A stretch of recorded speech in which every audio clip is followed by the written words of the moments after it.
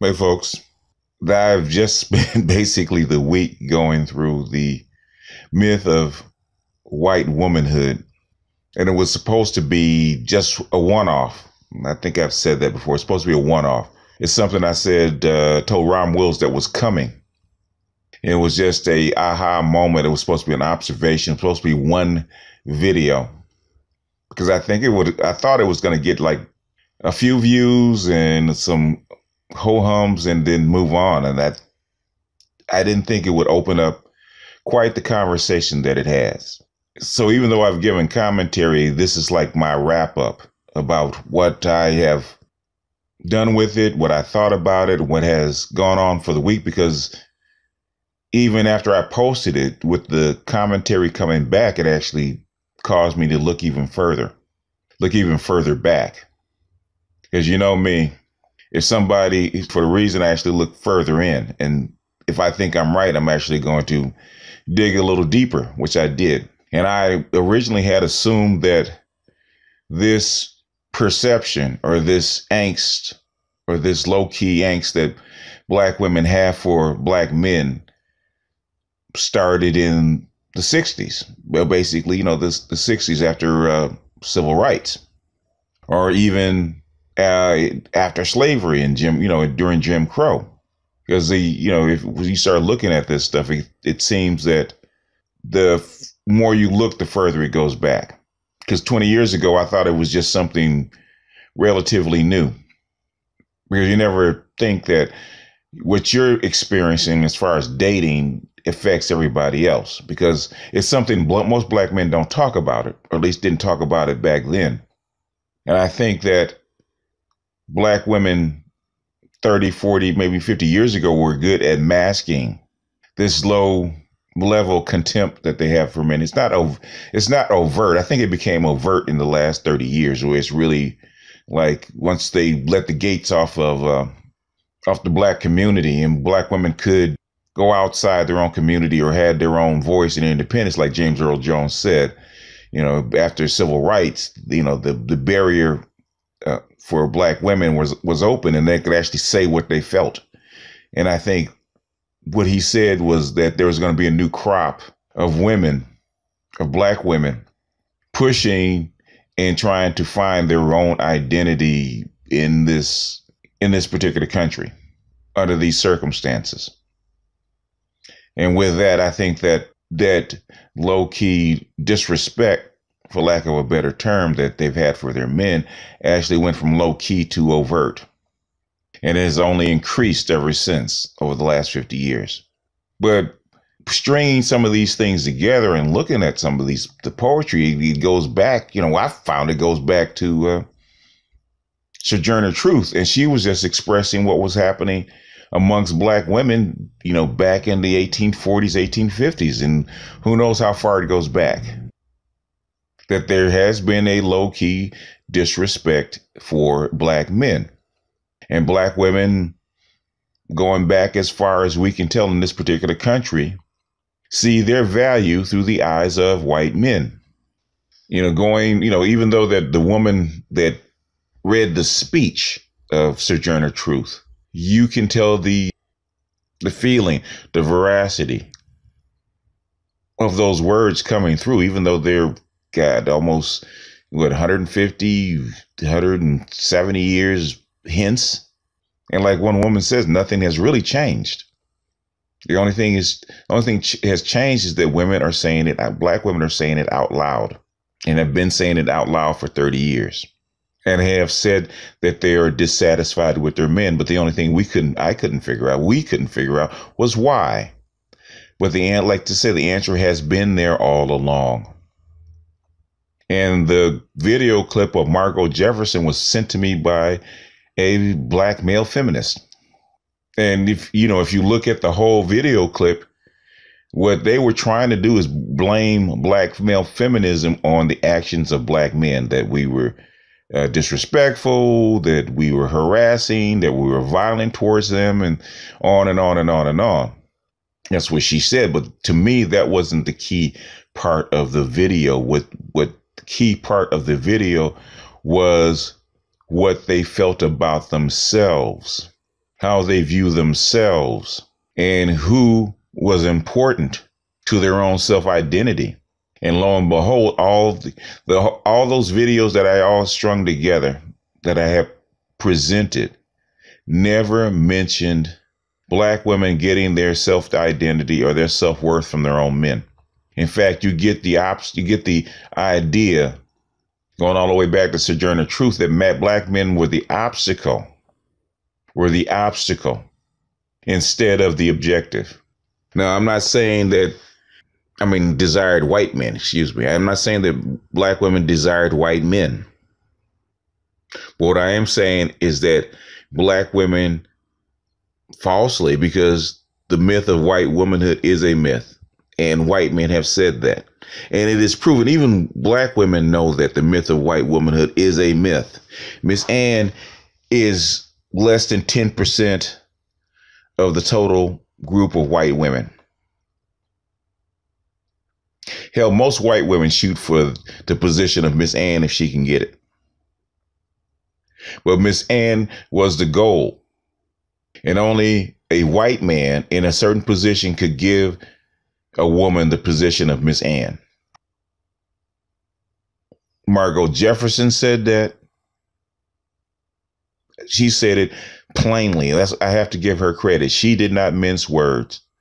She said it plainly. I heard Cicely Tyson say that in another way when she talked about the rungs and how Black men, white women, and white men were oppressing them, even though they know that Black men weren't oppressing them, but Black men are the obstacle. Because the goal is to get white femininity or white womanhood from the white man. And Black men are an impediment to Black women getting that. So what's the takeaway from that before we get too far into the weeds and too long? I want people to really hear this. I want Black men to really hear this. My aha moment came when I realized that Black men couldn't really give Black women what they want. It's not possible. Even if we conquered every white man on the planet and basically subjugated him, I still don't believe that you could give Black women what they wanted. Black women crave white womanhood because white womanhood, as Margot Jefferson says, is the standard of femininity in this country. It might be the standard of femininity in Western culture. It may be the standard of femininity on the planet. I'm just saying. Black men cannot give Black women white womanhood. We cannot give Black women white femininity. Men cannot give women femininity, period. Just like a woman cannot give a man manhood or masculinity. Men have to give that to themselves by developing those traits that are masculine. So the conundrum that we see in the Black community, in my opinion, this is just my opinion, this is my insight, my opinion. It can't be proven. It's an inference by me, by what I see. I think the reason that Black women complain, Black women actually subjugate their men or try to subjugate their men, is not so that he can lead her, is not so he could be masculine for her, is not so that he can give her her womanhood or femininity, because he can't. And she knows that he can't. But subjugating him just like the rungs, like Cicely Tyson said, the rungs: white man, white woman, Black man, Black woman. Subjugating her man gives her a stepping stone, a step up the rung, up the ladder, which is why she went in with the white woman in the first place. Step over your man, join the white woman so she can pull you up. And once she's pulled up, you're pulled up. You've already shared the white man. Maybe if the white woman gets equality with her man, you have a chance of getting equality with her man, the one in charge. so that you can get what you want. Black women want what white women have. She wants the recognition that white women have. What we have never asked is, who does she want the recognition from? She wants the recognition from white women and white men. And what she wants from black men is to stay out of her way. Just like James Earl Jones said, that's how come black women are so uptight. He said it very plainly. Black women want to replace the black man. What does he mean by that? Replacing the black man puts her one step further to her goal. And white women know that black women want to replace her. They're not stupid. White women know that black women want to replace her. Like Beulah said when she talked about her poem in White Womanhood. Black women have been the side chick to the white man for 200 years. Not saying all, but in this particular country, socially, financially, politically, black women have been the side chick to the white man. Just like she said, when she said, you bore him sons and I bore him sons. He purchased you, he raped me. He gave her ease and femininity and took her out of that particular kind of bondage, and he gave the black woman the other. Black women have been the side chick to white men for 200 years in this particular country. The white women know that black women have been the side chick to the white man in this particular country. That's where the competition is. What have I always said? Every number two wants to be what? A number one. Subconsciously. I'm not saying it's even conscious. Subconsciously. And every black man has that feeling about his black woman. When she looks him in the eye, he gets that gut feeling that he is not her first choice, that she has settled for you. And if any man has ever been with a woman that has settled for him, he's going to get attitude. He's going to get resentment. He's going to get unrealistic expectations. And I'm not saying this is conscious. I don't think it is. I think this is subconscious that's been passed down from mother to daughter for generations, to the point where I think it's just automatic. It's a feeling instead of a conscious thought. And what I wanted to do in this little brief, I don't even want to call it a series, but that's what it turned out to be, is not to cast blame on anybody, because it's a situation, like James Earl Jones said, that black people were put into. Not willingly, but by force. But this is at the root of our dysfunction. Everything that's wrong in the black community between black women and black men can be traced back to this, in my opinion. And I know I'm going to get heat for it. But the thing is, it's as painful as it is, we have to look at it. We have to examine it. We have to see if it's true. And even if it can't be fixed, can we find a way to work around it?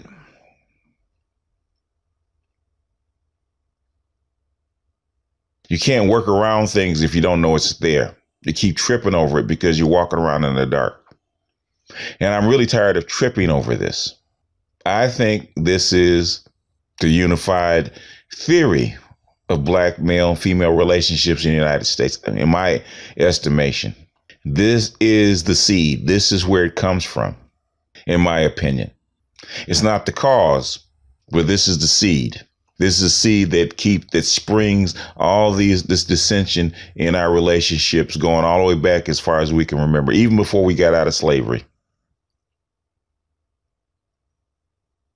Even before we got out of slavery. Black men have to face the facts. You cannot give her what she really wants. You have to face the fact, in my opinion. You can't give her white womanhood. You can't give her femininity. But by the same token, nobody can give her white womanhood because she's not white. Nobody can give her femininity. Only women can give it to themselves. And I think deep down, black women know that black man can't give her what she desires. So she's constantly angry at her fathers, at her lovers, her husbands, her sons, because she knows no matter how hard she pushes or tries or fusses or kicks, that can happen. And she doesn't know how to give it to herself, which is the saddest part in this whole dilemma. Can the physician heal herself? Can she take the mote out of her own eye? Can black women be honest with themselves? And I think they can. I think they do, but I don't think they can actually do it publicly. Can they get rid of shame, guilt, and the need to be right? Or will they continue to feed it to their daughters? I don't know. I'm not a woman. I'm not a black woman. I'm sure black men will take what information that I have given, weigh it, and make decisions for themselves. But as far as this series, I think this particular episode will wrap it up. I think I have dug as far as I can, or far as I'm willing to dig in this particular topic.